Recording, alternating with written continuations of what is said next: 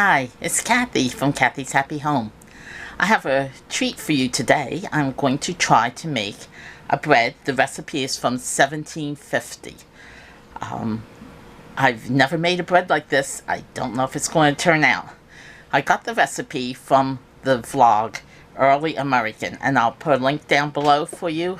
You really ought to look at this. It's a great vlog. I am not sponsored by them. They don't even know I exist, but I do love this vlog and I'm going to recommend it to you. So let's get started.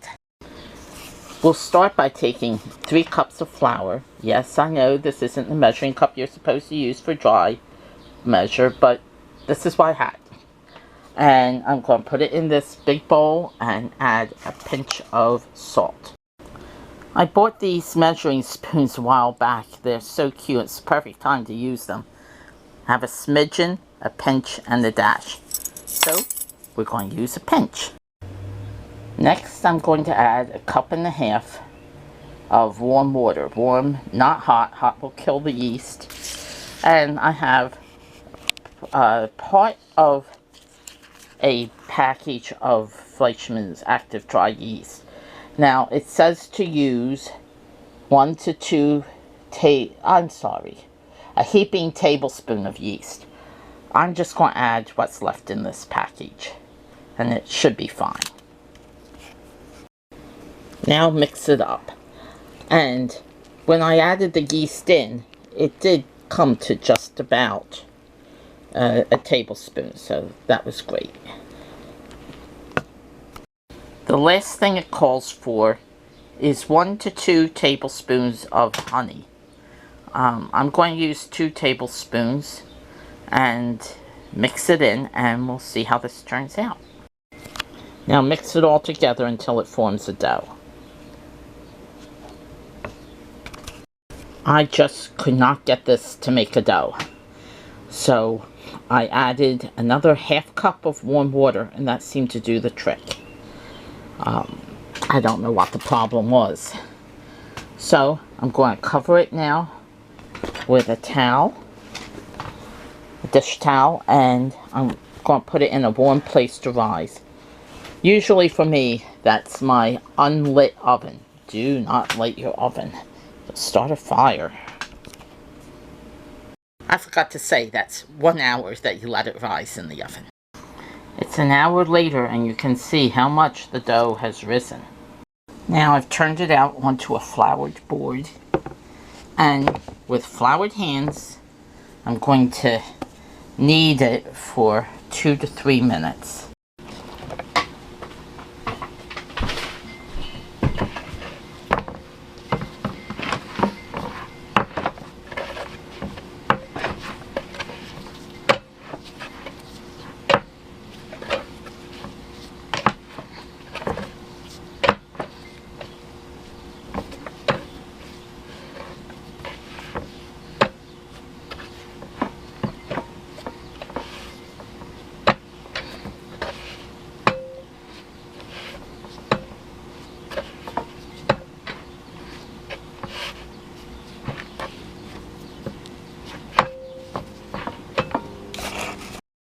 The next part says to form a desired shape and put it on a baking sheet.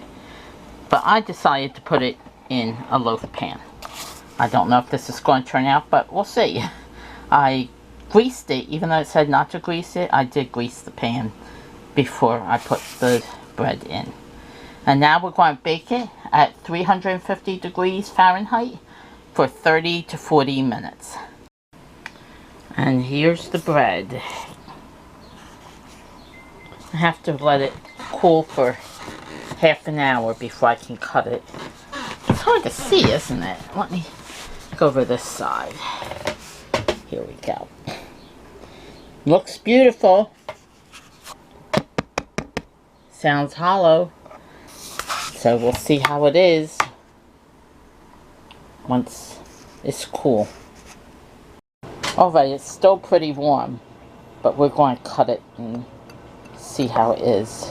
In fact, I'm going to get my husband to cut it so I can tape it.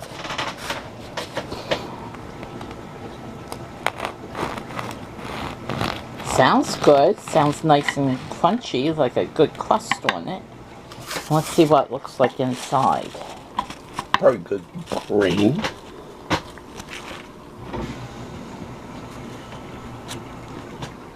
Okay. Would you cut a slice? And we have to taste test it. Just for purposes of this video, you understand. Not because we would eat it on our own or anything. Let's cut this in half.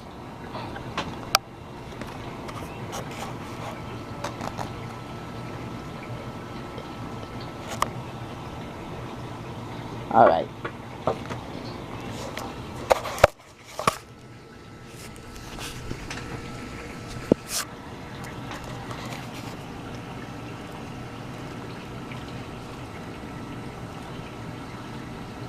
Not bad.